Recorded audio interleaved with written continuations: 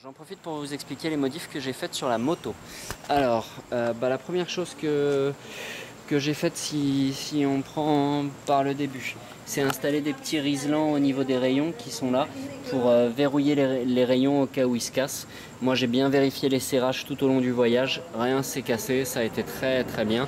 Pas de problème de ce côté-là, mais j'avais quand même des rayons pour pouvoir réparer en cas où.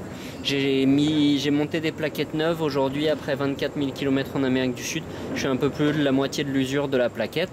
J'ai monté des durites aviation. Je suis très content de ce montage de durites.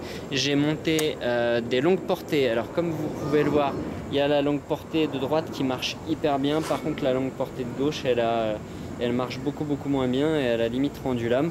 Donc c'était un peu bof. Par contre ça c'était un bon choix de monter ça pour affronter la saison des pluies en Équateur que je me suis pris. Les grilles de protection radiateur que j'avais montées, en fait j'en ai viré une sur les deux et ça a été suffisant et mon radiateur n'a pas pris tant que ça. J'ai aussi monté une grille de protection de phare. Je pense que c'est facultatif. J'ai pris un peu des pierres quand des fois j'ai croisé des camions sur la route 40 en Argentine, mais c'était pas non plus insurmontable. Je suis hyper méga content de mon sabot moteur qui lui par contre a mangé un paquet de pierres et qui aujourd'hui est nickel et au top, a pas bronché. Et lui par contre il a vraiment été super méga top. Qu'est-ce qu'il y a d'autre? J'avais installé déjà du câble d'accélérateur et du câble d'embrayage, j'ai pas eu à utiliser. Je suis content. Un truc par contre super génial que j'ai utilisé, c'est les poignées chauffantes. Ça c'est vraiment un truc que j'ai adoré utiliser pendant tout mon voyage. La prise 12 volts qui m'a été utile au final parce que comme mon GPS a lâché, j'avais branché au départ le GPS direct sur la batterie et comme il a lâché, j'ai branché mon GPS auto directement sur la prise 12 volts. C'était un bon choix d'avoir la prise 12 volts ici. J'avais une petite poignée qui me permettait de faire un peu comme un régulateur de vitesse. J'en avais deux, mon ami Yves m'en avait offert deux, j'ai donné les deux donc aujourd'hui tu peux plus les voir. Qu'est-ce qu'il y avait d'autre? Le tapis de réservoir était bien pour faire la protection du réservoir. Maintenant la sacoche de réservoir que moi j'avais, elle était trop grosse et elle me gênait trop. Donc si j'ai un conseil à te donner, teste. Une sacoche de réservoir c'est bien à avoir, par contre il faut absolument pas qu'elle te gêne quand tu es debout sur les cale-pieds. Qu'est-ce qu'il y a? Si on passe à... Ah oui, on va parler de la selle de Jean-Marc Briand quand même. La selle que Jean-Marc m'a offert pour mon aventure. 5 mois, 24 000 km. Aujourd'hui, la selle, elle est magique. Il n'y a pas une journée que j'ai passée sur la moto où j'ai pas béni Jean-Marc d'avoir fait cette selle-là. Elle est méga bon confort. Il y a une mousse, il y a du Bultex sur la selle et honnêtement, j'ai jamais eu un confort comme ça. Voilà, après 5 mois, l'usure de la selle, elle est là. Donc il y a des petites marques, ça c'est dû à mon passage de botte parce que voilà, je devais enjamber tout le temps la moto à cause des bagages qui étaient situés sur la selle passager. Mais faut t'imaginer que je devais monter sur la moto à peu près 30 fois par jour pendant 5 mois. Donc en fait l'usure de la selle est rien du tout.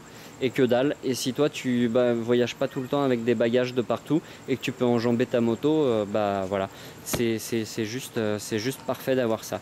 Après sous la selle, qu'est-ce qu'on trouve? On trouve mon Scott Toiler. Le Scott Toiler c'est aussi l'un des trucs. Le Scott Toiler c'est ça, c'est un petit réservoir d'huile qui avec une durite qui passe à ce niveau-là, qui repasse au niveau du bras oscillant et qui déverse une goutte d'huile directement sur la couronne arrière pour lubrifier la transmission. Je te laisse admirer le travail.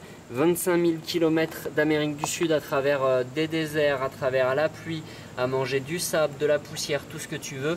Mon kitchen était neuf avant de partir. Aujourd'hui, je l'ai tendu 2 fois et j'ai mis un tour d'écrou à chaque fois que je l'ai tendu.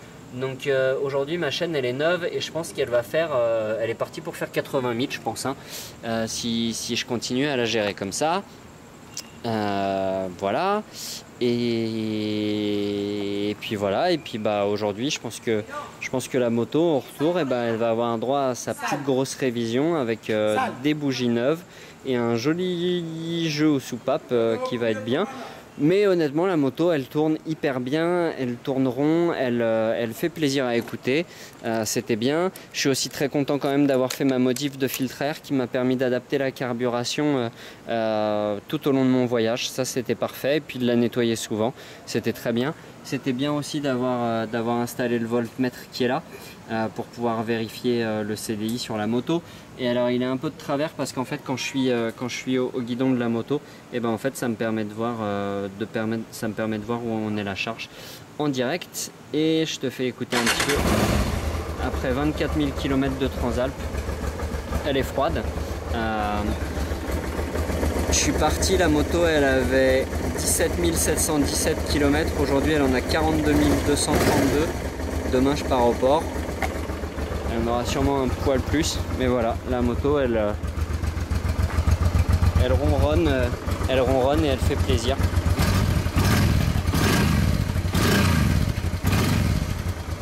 Et elle est juste nickel.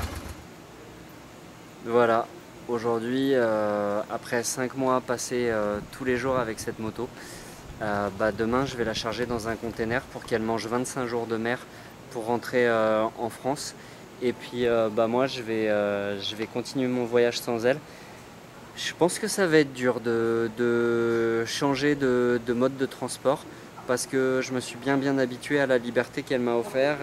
Ça a été un moyen génial de pouvoir rencontrer les gens, de nouer du contact avec eux, de vivre des trucs aussi avec les Moteros Colombia par exemple, ou avec d'autres motards pendant mon trip. Voilà, je suis juste amoureux de cette moto et je suis super content. Et en fait, il me tarde déjà de la retrouver en France quand je vais rentrer. Voilà, et ma vigoureuse transalpette et moi-même, on vous dit ciao et on vous dit à tout bientôt.